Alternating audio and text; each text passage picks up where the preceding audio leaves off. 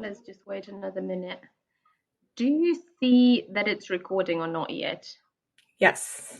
Okay, perfect, because somehow I don't see that. But great, we have that sorted. Okay, well, let's give it another few seconds and then we can start. How has everyone's day been so far? I know it's quite early in the US, so I know Oh, it's not too bad. It's almost 10 a.m. okay. Okay, not bad. Yeah, it's almost 7 where I am, so I'm like, oh, I always get lost in time zones. Well, I would say let's start. Hi, Susan, and 12:40 p.m. Well, also good time. Um, so welcome everyone. Welcome back for those who attended the previous session. This is the second workshop of the day, and at this workshop we are going to learn something very important. Important to all of us community managers, community builders, and that is uh, building the ultimate onboarding experience for your community members. Today, our speaker, oh, I can hear someone moving. Anyway, our amazing speaker is Jamie Langskov. I had to rehearse your family name, Jamie, so many times, and forgive me if I said it wrong again. No, it's Uh, perfect. It's perfect. yes, yes, Well done. I even listened to interviews of yours to be sure that I got it right. But yes, I'm glad. So Jamie, the amazing Jamie, has been leading community and customer experience programs for 15 years now, which is a hell of a long time, especially in our business. And she's currently leading a team of women at Chaotic Good Consulting. And she's also a startup mentor at Techstars. She's an advisor at Talkbase and a board member for the Community Consultants Collective. A lot of amazing things. Very excited to learn from you today, Jamie, as I'm sure everyone here and everyone who's going to watch this in recording. Welcome. Oh, can't Yep. can't hear you. Completely Oh, put myself on mute because this would not be a virtual event without one of those moments. So happens to thank me you. all the time. Happens all the time. Thank you so much for that amazing introduction. Really appreciate it. I will go ahead and share my screen, but I also dropped a link in the chat. This is an interactive session, so I really hope that you all will jump into the Miro board with me. When I say workshop, I mean workshop, so I fully expect you all to get engaged, actually do the work with me today, because I want you to leave this session with something tangible that you can take back to work with you and say, hey, remember that thing that we paid for that I went to? Here's the thing I got out of it. So let me go ahead and get my screen shared. Please bear with me. This is my first time presenting out of Miro, so we're going to see what happens here. I'm here to help. I'm here to help you. Thank you. I've heard that you are the Miro expert, so Well, let's I'm give not. this I a don't go. know, but I might be. This is our resident Miro expert for the day. We'll not Yes. put too much pressure on you. Thank you. Okay, so I know this is our second workshop of the day for everybody here, but this is my first workshop of the day because it is 10 a.m. here. So, would love to start with a quick icebreaker for everybody. If you could grab one of these cool little colored dots and drop it on this lovely little emotion wheel here, give me a quick view into how you're feeling this morning, and let me know, because this is going to help us with our conversation about how emotions and the emotions that your members are feeling are really putting them in a mindset for how they are ready to participate and how you are ready to participate today. Let me know if you have any trouble grabbing these dots. I do have a question just to be sure. Have you enabled this board for others to edit? I have enabled for comment, so let me change Yeah. to edit. So yeah, we will need to edit. All right, ready, go. Try now. Yes, Ooh, yes, I see all the little amazing. cursors. Here we go.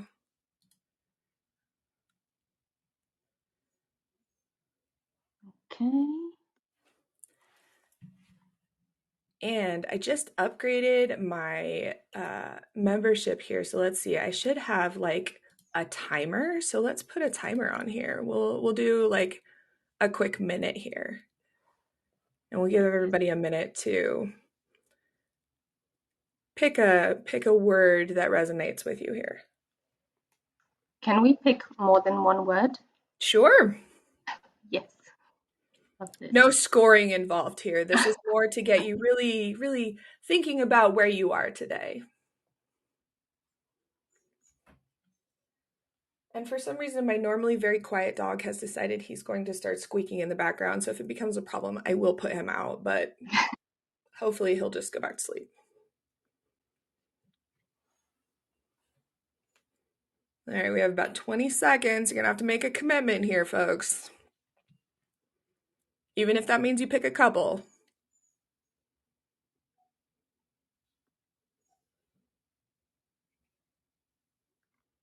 All right, most of us on the positive feelings, a little bit of insecurity feelings. Okay. I like this though. I like that we're seeing some variety here, and overall some feelings of, excitedness, anticipation, thinking about hopefulness, thoughtfulness about what's to come. So that's really exciting for me, obviously, because that means that you're thinking, maybe I'm actually going to get something interesting from this conversation. So that's very exciting for me. I like Natalia's comment, surprised that you do not have overwhelmed in the list. As I was making these images, one of the words that came to mind was overwhelmed, because as we talk about onboarding, overwhelmed is an emotion that our members end up feeling if we don't do the right amount of information at the right time. And so that is something. So again, I'm new to this. So having these come up in the right timing, definitely something I need to work on. All right. Can y'all still see my screen though? Yes? Yes. Okay. Can someone toss Piper the link to the Miro board, please? Yes, Piper, I'm going to put it in the chat now. Thank you, Helena. Okay, so when we talk about onboarding, that is getting our members the right information by knowing exactly what they need, when and where they need it, and only delivering that amount of information at that time in that place. So we have to consider the context of what they have and at that time, and prepare the right tactic to prompt the emotions and the behaviors we want them to perform at that stage in their journey. So that means not giving them too much or too little information. So really great point, Natalia, about being overwhelmed. I suspect that after 3 days of all of these great talks and all of this great information that y'all have gotten, overwhelmed is probably a pretty accurate descriptor that many of you are probably feeling as well. So I feel that. I get that. What I want to call out on this slide is many of you probably think about onboarding in the context of what happens when someone new joins your community. And that is what we are going to talk about here. But I also, in the back of your mind, want you to think about the fact that this mechanism of moving your members through the journey doesn't stop when your onboarding finishes. So the things that we're going to talk about today are not only useful in those early days. They are actually the same mechanisms that you're going to use throughout your member journey. And you will be able to, throughout the framework we're going to talk about, use the same exact thought process and the same guiding questions to help inspire the actions that you need your members to take to continue to help them thrive and keep coming back and moving through that member journey in your community. I am happy to have questions as we go along as well, by the way. So feel free to pause me. For those who don't know me and have never sat in one of my talks, I do have ADHD. So if I am over here, feel free to interrupt me. I am happy to come back to anything that I have talked about previously. This is the framework that I want us to think about today. So we are going to get down to the core questions that you should be thinking about as you are building out your onboarding journey. Now, a lot of people will start with the tech stack. Well, what do we have? What are the tools at our disposal? What do we do today already?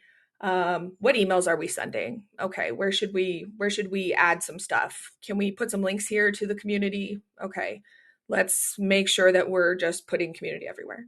Well, yes, that is one tactic, and that may fit into your onboarding journey, but you're not really thinking about the overall experience that your member is having with your brand. And that is how we end up having an experience for our members, especially in the SaaS world, which is where a lot of my experience is from, where your member is actually having different experiences with different parts of your business. So they may be getting an email campaign from marketing, but they may also be getting a separate campaign from the events team. And they may be getting separate emails from support and a whole different set of emails from product. And now you're going to send them emails from the community. And if those things are not interwoven together, they know you're not talking to each other, which is bad, but they also get those negative feelings like overwhelming, frustration, anger. It turns them off. They don't want to engage with you further. And now, if you're coming in after all of those other people have already been inundating them with information, they're really not interested in engaging with you, right? So we want to get down to what's called first principles, or the basics of who is this person? So this is not the same question as who is in your community. That's too big of a question. Each persona within your community is going to have a different onboarding experience.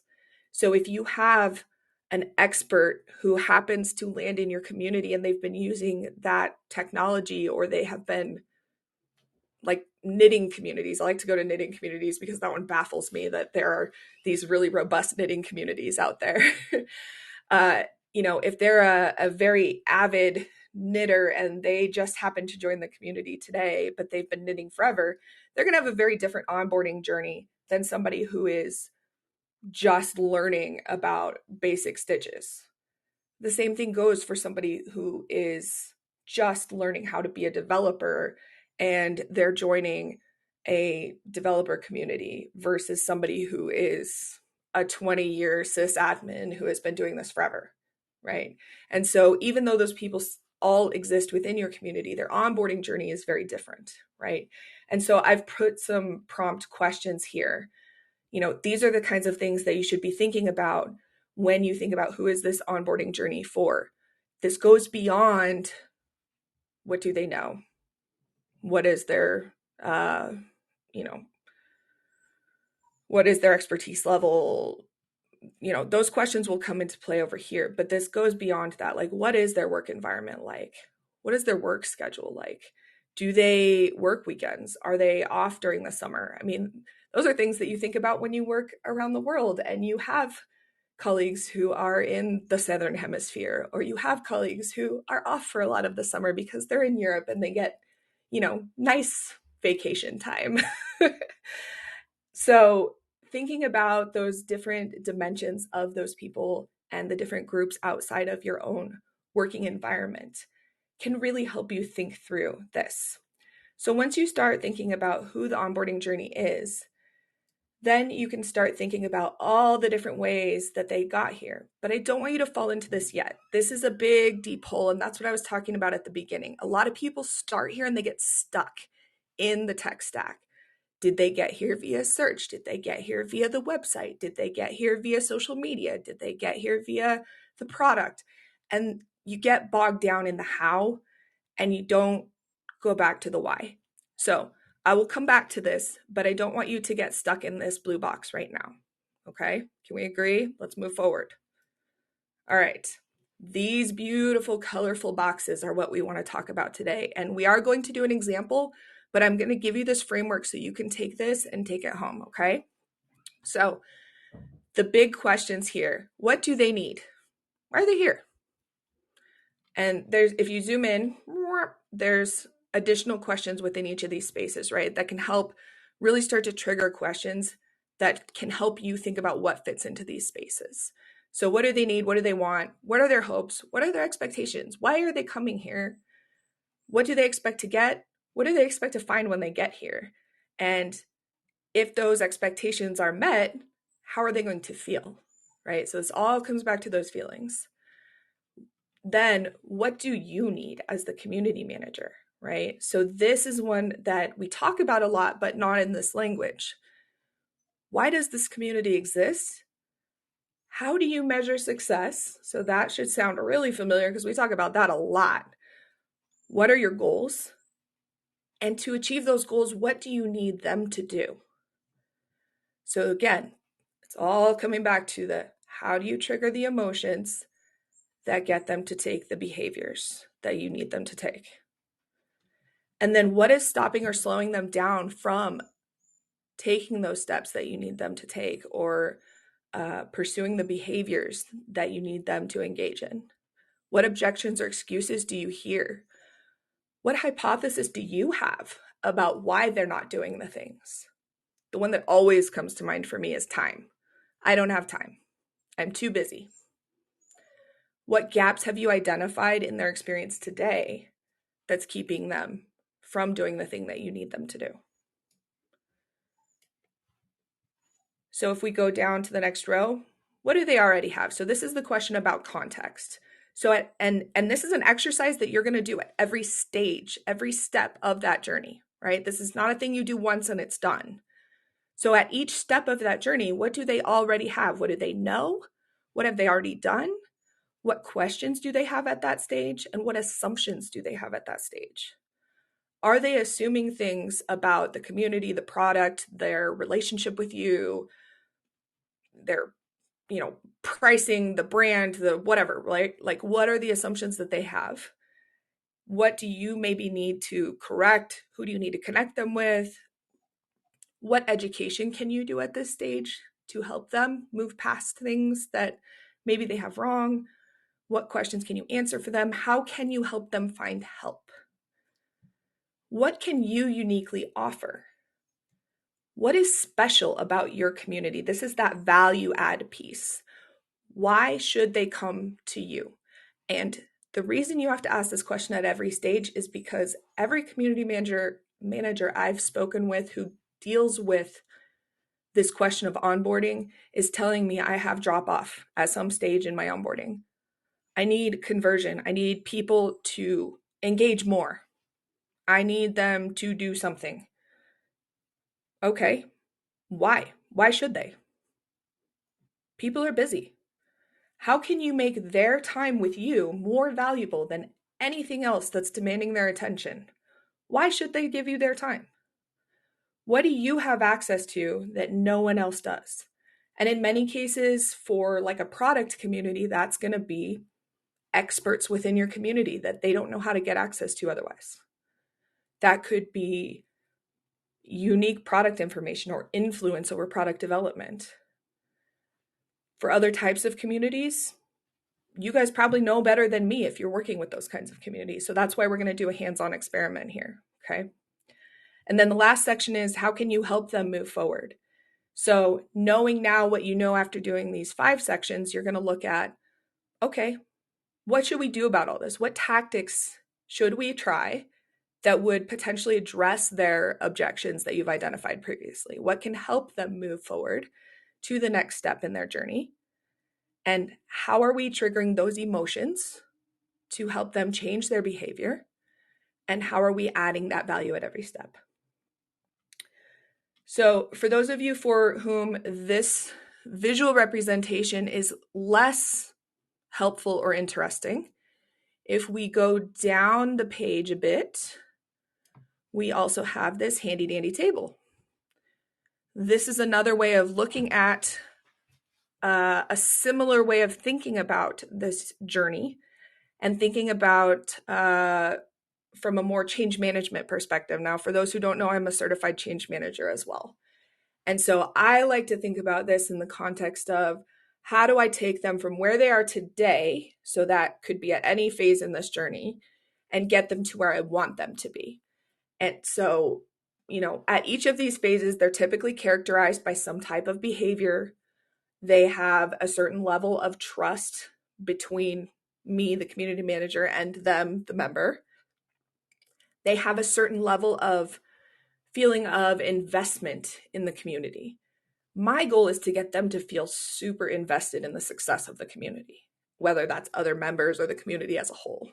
I want them to feel like their personal success depends on the success of that community. And so that third row there is really, really important to me.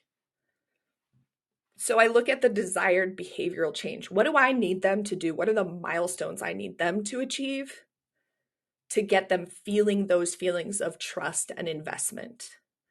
These may look different for your community, but these are ones that resonated for me. So again, I will give you a copy of each of these, but I want you to be able to actually see some tangible examples here. Okay. I want to pause. Does anybody have any questions so far? This is the talking at you phase. We're going to get to the hands-on part here in a minute. Is anything new here to anybody? Anybody feel like, oh my God, my mind is blown? Or was this all pretty much like review?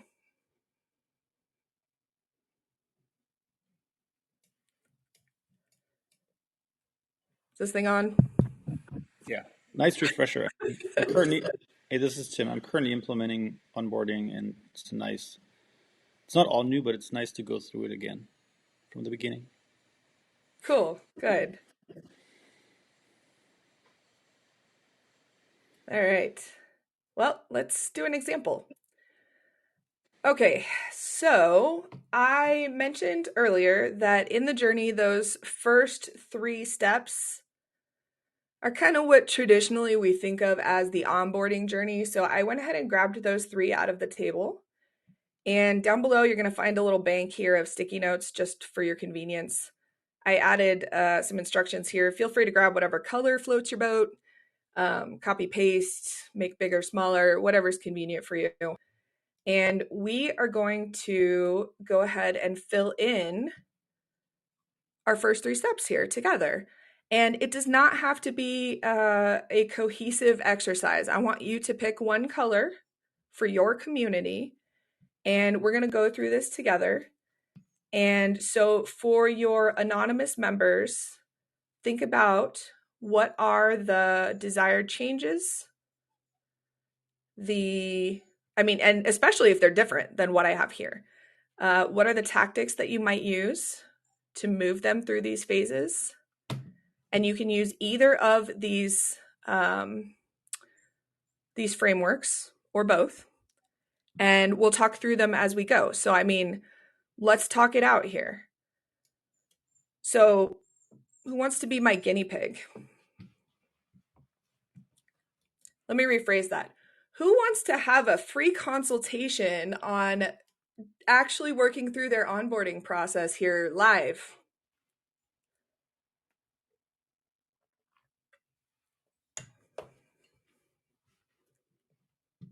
Y'all are going to make me do an example that has to do with like lollipop factories or something.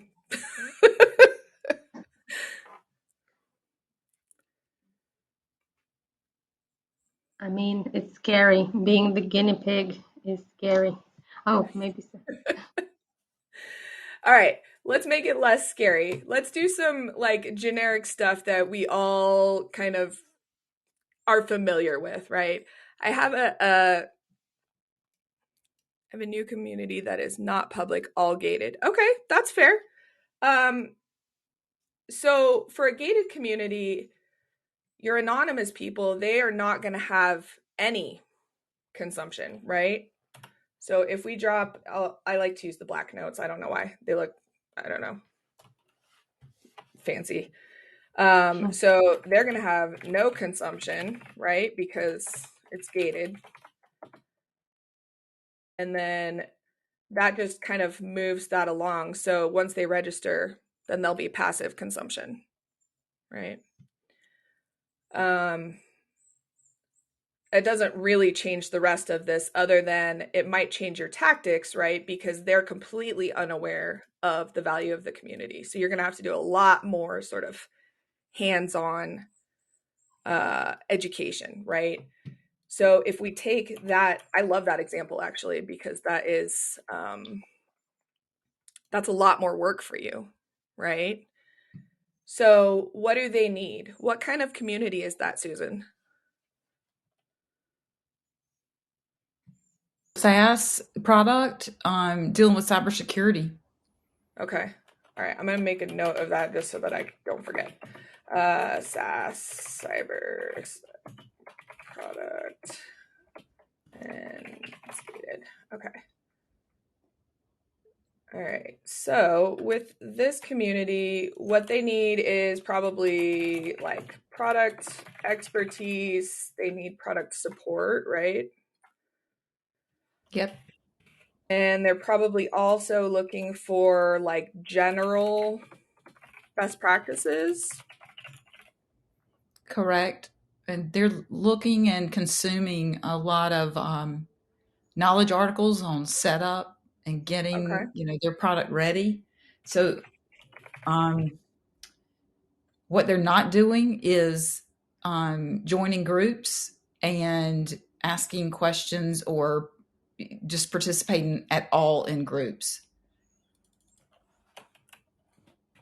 I mean, it's rare. It's so rare that it's scary. Let me ask you a question. If they're not participating in groups, why do you have groups set up? I think just because when we set everything up, they're like, okay, that's what communities normally have. They have groups. Let's set up some product groups. Let's come back to that, okay? Yep. I want to talk about that some more. Okay, so right now they are looking specifically for maybe some product support. Do you do much by way of like general conversations around cybersecurity, or is it primarily product focused? It's primarily product focused, but we want to pull in some more, thought cybersecurity leadership focus, because there are a lot of kind of government mandates coming down the pike, and if we could get our users to come here, they could realize they could learn a lot from us. We could consult them on the readiness of these things, of course, using our product as well. Okay. So maybe you need, what would make the community successful for you? What are your current success metrics? Oh God, don't ask me all that. That's hard. Generally speaking. Well, it's only been live for a couple of months. We're going on the 4th or 5th month now. So, let me ask this in a really different sure way. we know. I'm not really sure we know, to be honest with you. After listening to everything that I've listened to the last couple of days, I don't know if we know what we're trying to do. Let me ask this in a different way. When your executive team comes to you and says, hey, how's the community doing? What are they generally looking for you to tell them? Do you know? And if you don't, that's okay, because most of the time the answer is no. No, they're not really asking, and we are tracking, logins, new members, unique users, some of those beginning things that you start to look at that are showing that people are coming. Okay. All right. So right now you're looking for member growth and probably member engagement. And very much so. And that's probably not super well defined. And these are all very normal things to struggle with. So no shame here. This is a thing that I'm pretty sure everybody who is in this call can empathize with. Okay, so knowing that, do you know what is stopping or slowing them from these things right now? Are there any issues that are preventing people from either finding the community, registering, or coming back?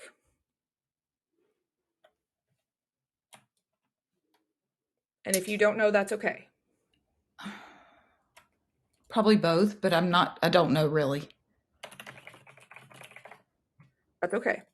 So this is a good thing to learn, right? Because we want to, I'm going to put a little star on this, and here's why. As a part of this exercise, what you want to learn is, what do I need to learn more about? And that is going to tell you, hey, I should go out and talk to my users about that and figure out, like, is there something going on here? Is there something maybe I can take action on that might actually help me with this? Maybe it's an easy solution that I just didn't know about. That would be cool, right? All right, so what are your members typically coming in with at this phase? Like, when they come into the community, what do you think that they probably already know about? They're probably not like newbies, I'm guessing. Or maybe they are.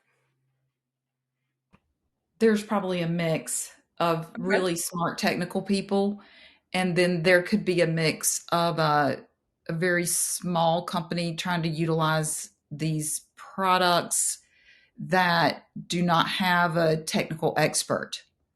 Okay. So Even persona some one. trial users of the product could be novices, but then some trial users may not be novices. They may be actually working with sales representative already.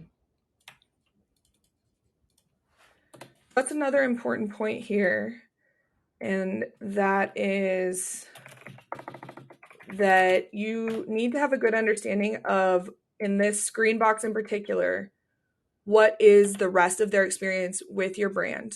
So we talked about that a little bit. Yep. Do you understand, and this is not for you specifically, Susan, but this is for everybody, does everybody understand what is the buying experience for your members like, and who else have they been in touch with? So, questions you could ask are, have they been in touch with CSMs? Have they been in touch with sales? Have they attended any events? Things like that. Where are they in the broader pipeline of your company? SMB is a small to mid-sized business. Okay.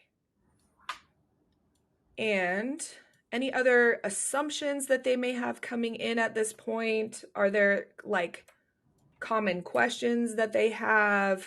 Things like that you would find here.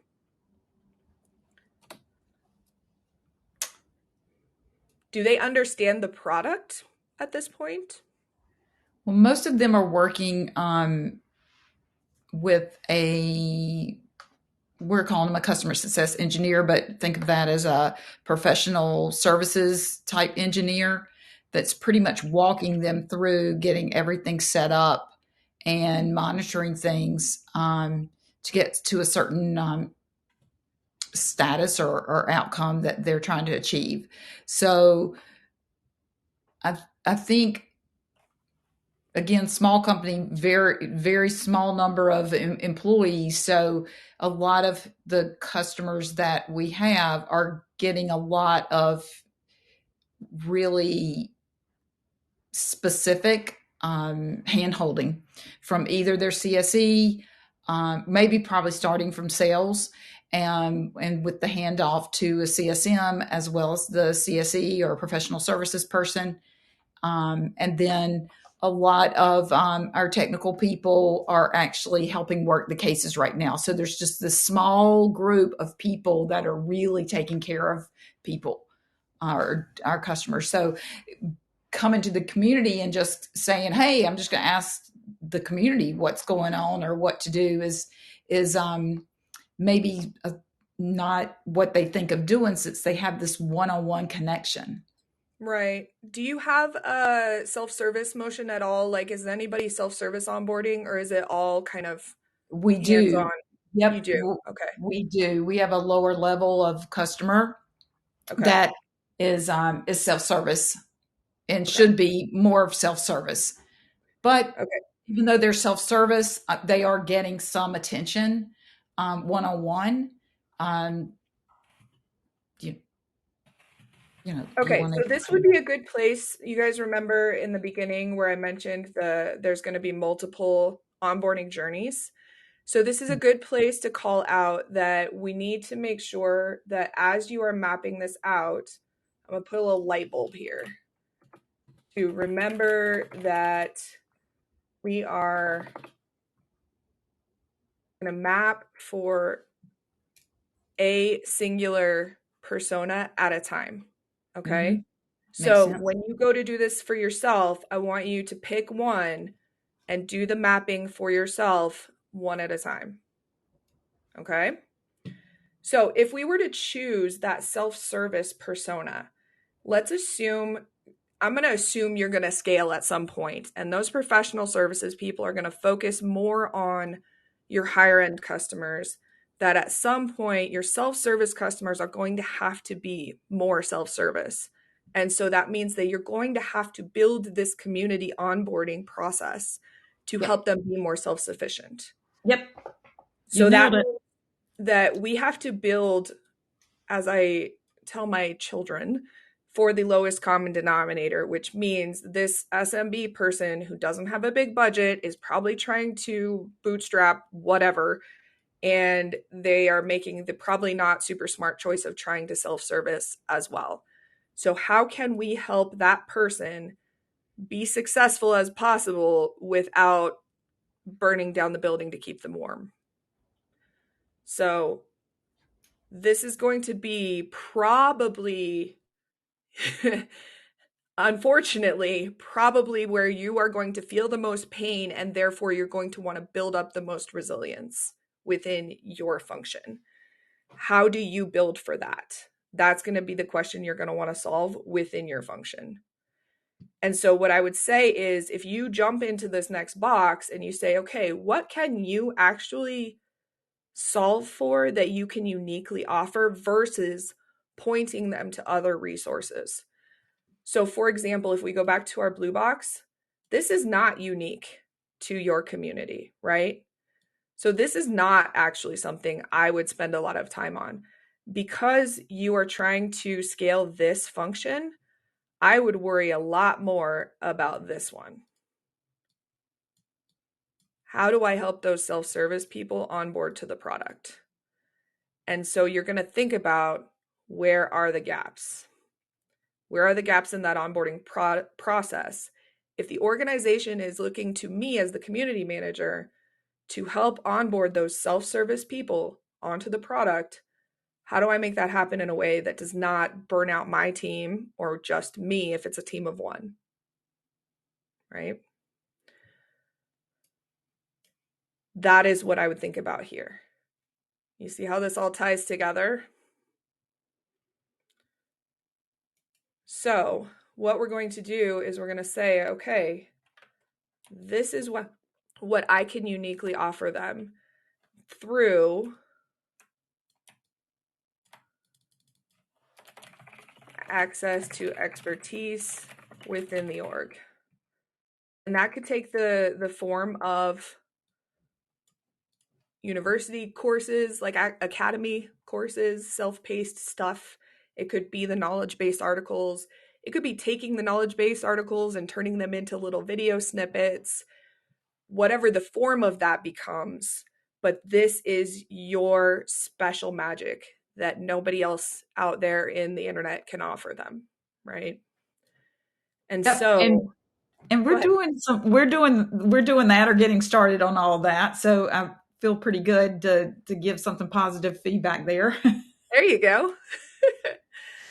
So then the natural next step is, okay, how do we action that? And that is the tactics piece, right? And so that's the things I was just mentioning. So you can do more of the knowledge base articles.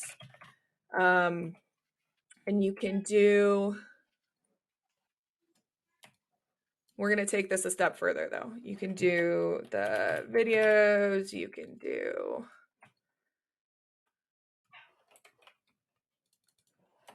courses, but this starts to feel an awful lot like learning and customer enablement and all that. And you're like, well, I'm community though. What the heck? Yep.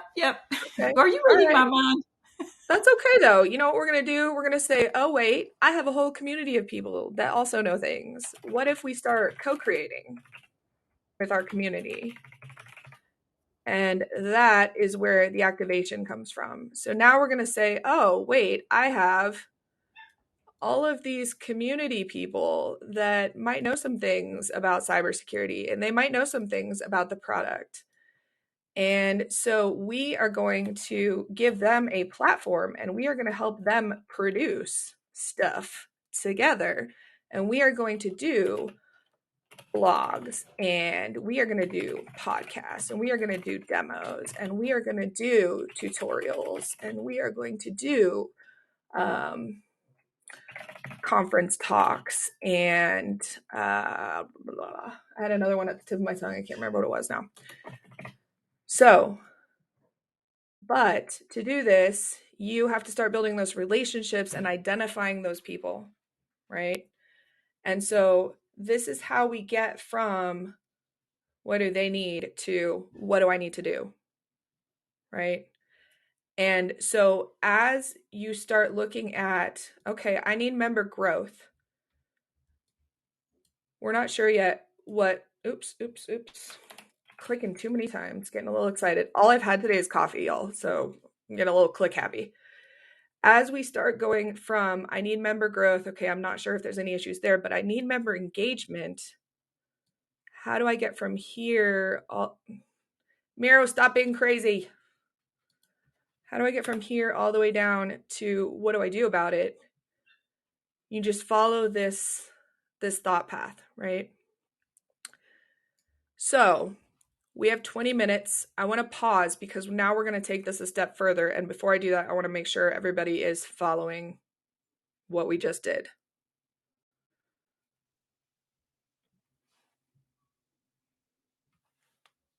Good. Signs of life, people. Yeah? All right. Sorry, I gotta I have to switch back and see you guys like silently thumbs upping me in the video. Okay, cool. All right. So now what we do is we take these tactics and we say, okay, hey, this looks familiar. What do we do with this now? I remember these pictures. They were back here on this how did they get here box that you told me to ignore. Yeah, each of those pictures actually is a person. These are your stakeholders, guys. So this is you. This is you, community people, talking to your users. This is maybe your marketing ops people. They're helping you with search. And this is your marketing person, and this is your social media people, and you got your product people and your, I don't know, your web people, web design people, and this is your product support people who just adore their jobs. And this is where you start actually plotting out where each of these tactics are going to start fitting. And so when you actually think about this box in particular is where you're going to have to start getting some intelligence, right? You have to start thinking about, okay, if there's a gap, what do I need to do to fill it? And where does that fit in the journey, right?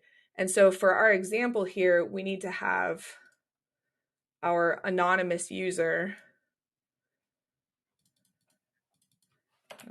Change this. Our anonymous user. So we need to maybe have them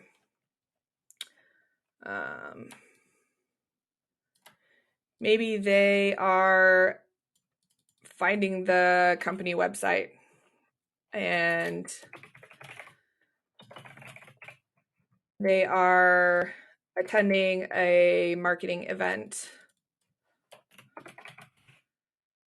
And they're seeing our stuff on social, blah, blah, blah, blah, blah, right? And then somewhere in there, we make sure that there is a link to join the community, right?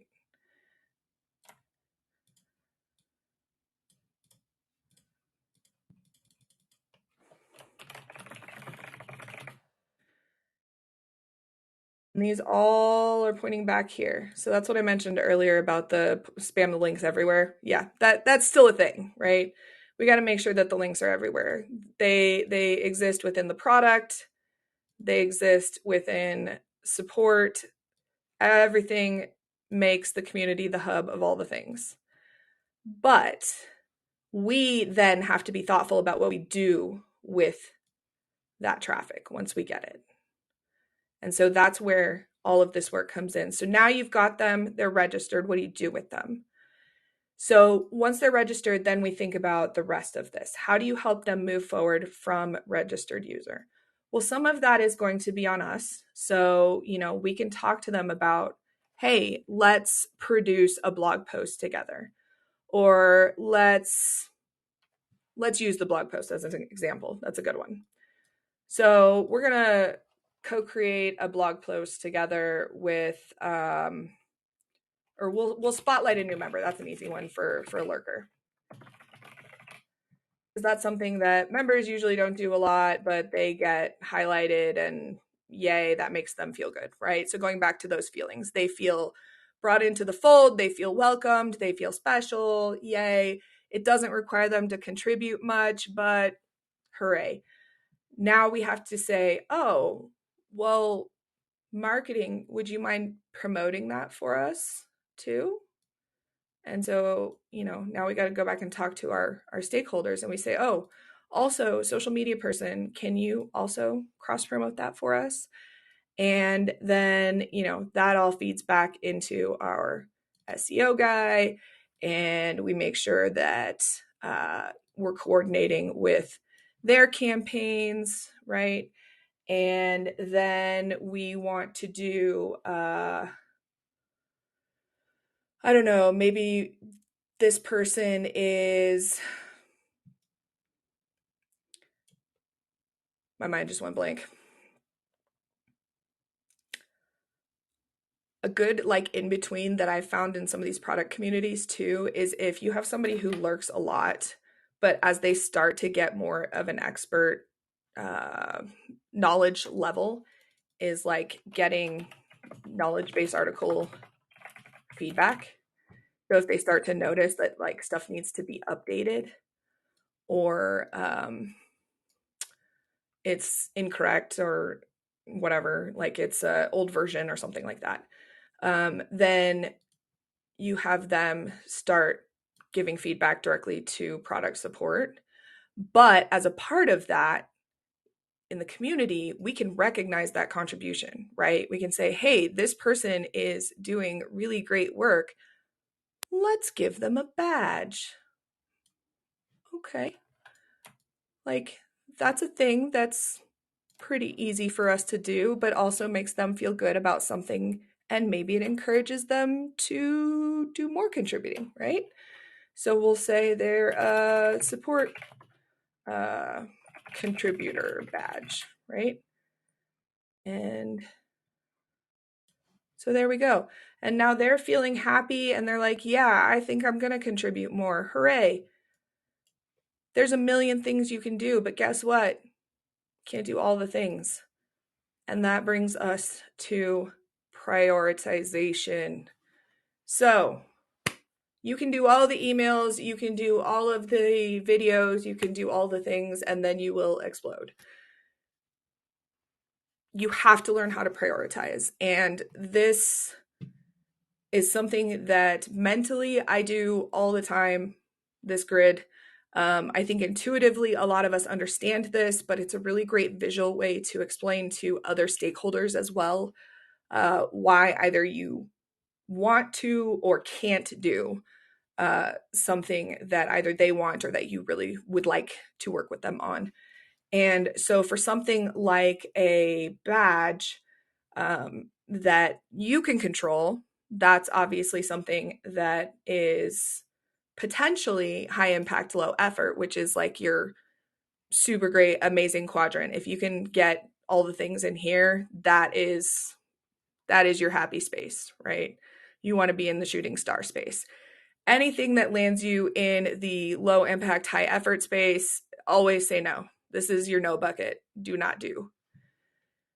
Anything where you are a turtle with a rocket on your back, it's going to be a slog, but it might be worth it. So these are things that are often like infrastructural changes, or in the developer world, these are things like dealing with technical debt. God help you, these are like migrations, anything that takes a long time, a lot of effort, but is probably really worth it in the long run. The best thing you can do is do one or two of these at a time at most, and try to balance them out with some of these low effort, high impact things in the meantime. And then the low effort, low impact things, these are like, oh, I sent out a social media post and yeah, it was fine. Some people saw it. It was okay. Like, these are things that will keep you busy, but they don't really do a whole lot. It's kind of a net neutral. I would say when you can avoid these things, but they can have tiny impact. Overall, try to stick above the line here when you can. But if you need to give small wins, it's okay to do some of these things every now and then. So that is the extent of my presentation for now. I would love to answer any questions that you guys have, and I'm happy to give you this Miro board to copy and use at your leisure. Thank you so much, Jamie. This was really amazing. And for the questions, if you could raise your hand and then I'll unmute you, like I'll say your name so that we can avoid people talking over each other, that'd be great. Or just type it in the comments if it's something you prefer.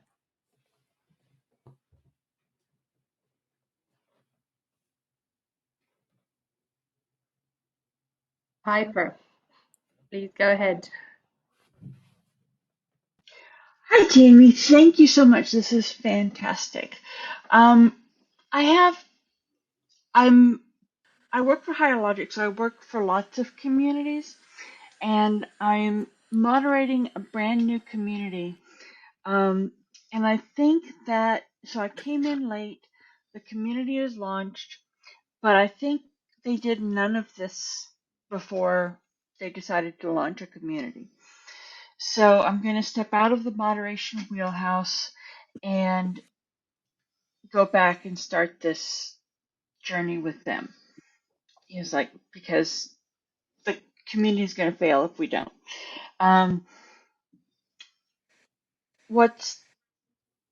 Where's the best way to start? I think, it's like the community's launched. So now, but none of this base work has been done and there's nothing happening. Everyone that is a customer that signs up is automatically put into the community, but they don't necessarily know they're in the community. So now what? Yeah, I think that's a really great question. And I have a couple of clients that are also experiencing that. I think that we ran into that problem as we did this experiment, right? In that yellow sticky, and I'll bring up my screen again, but in that yellow sticky, where we're looking at what is stopping or slowing them down now. The reason we end up with a not sure yet is for that exact reason. And that is, you pretty much have to audit the situation as it is today and map it out and say, okay, step 1, they get registered for the community. Step 2, they receive an email. Step 3, they get nothing. And now we never hear from them again. right? Mm-hmm. And so you can identify that as a gap and say, okay, there's gap number 1. We need to do something right there, right? And so that exercise in and of itself will help you fill out this yellow box. Okay. Wow. And that's a huge gap, and I'm not. Wow. Okay. Thank you.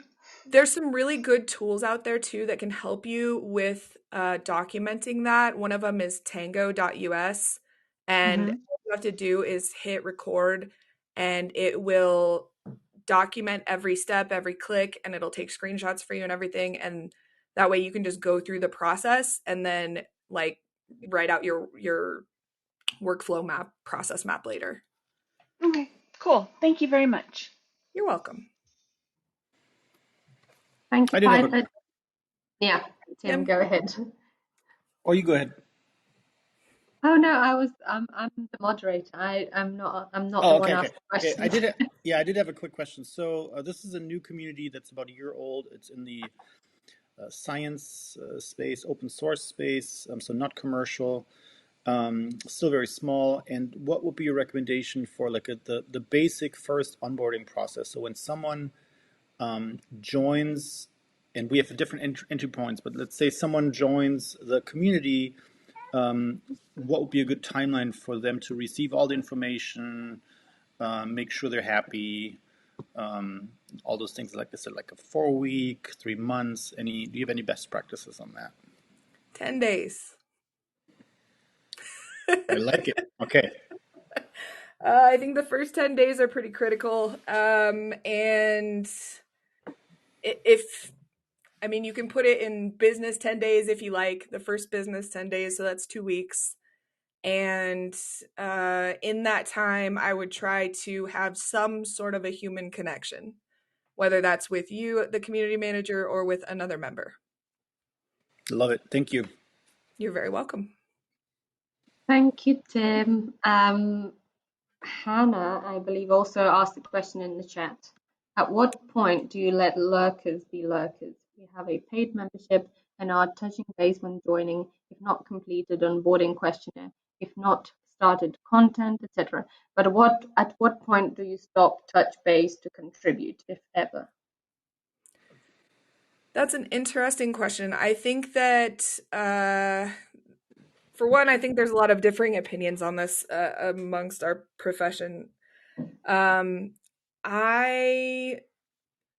As I mentioned, I believe that community members are at their best when they feel invested in the success of the community. As soon as they stop feeling invested, they are much more likely to just drop out the minute something strikes them the wrong way. And I don't feel like that's a community. I feel like that is a wiki, right? Or just something where it's a library. So I think that for me, I would be doing my best to, at a minimum, try to get them to engage in conversation. They don't have to write blogs and contribute content. But I would want them to at least develop relationships with people. And so that would be my probably driving goal, is to get everybody to at least have a connection with someone in the community. With regards to a paid membership, that's really interesting to me because I think I would want to actually dig into that data and see how much of a relationship there is between people who are disengaged and passively consuming the benefits and content of the membership versus those who are actively contributing, and whether or not those people typically renew their membership, because then I would think that you would have a pretty compelling business reason to make sure that they're engaged.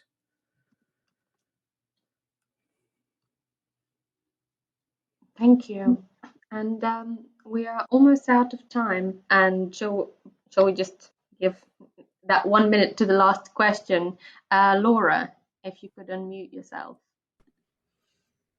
Hi. Let me see. Hi, Laura. Hi, guys.